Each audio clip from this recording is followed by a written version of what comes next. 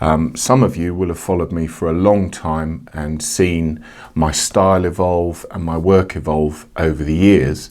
And I guess that's in part maybe one of the reasons why so many people have come to want to start to learn, well, how does this guy do things? Bearing in mind, the one thing I'm definitely far from saying is that my way is the right way. This is just me sharing with you the various stages that I go through each time in as much detail as I can without boring you senseless. But there is a colossal amount of information that I'm going to be sharing with you over the next 12 modules. And I really think it's key that you take your time with each one of them. Although they will be unlocked every 30 days, at the end of each module, you'll have a project that I'd like you to go away and do to really start to get your thinking into a particular way of doing things and a routine essentially. And working from this particular module, we're going to start with how to build your own resource library. Now, obviously, I sort of got interested in this whole hobby and industry over 20 years ago, making myself feel old. And as a little kid, as with so many of us I know, I had this massive passion for all things historical.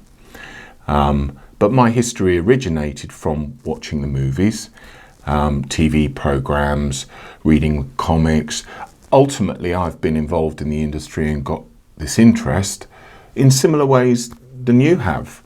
And for me as a child, you know, the first piece of armour, I guess, that I ever put together, you know, going back 25 years, the internet didn't exist.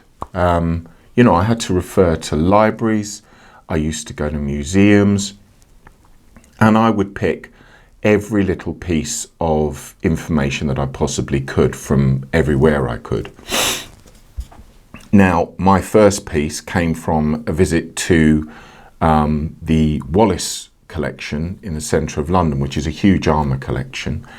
And funnily enough, they used to sell these little cardboard cutout books that had a knight, and you know, you would do this dress up with him and you'd be able to push out all these little bits of armour to sort of clip onto the body.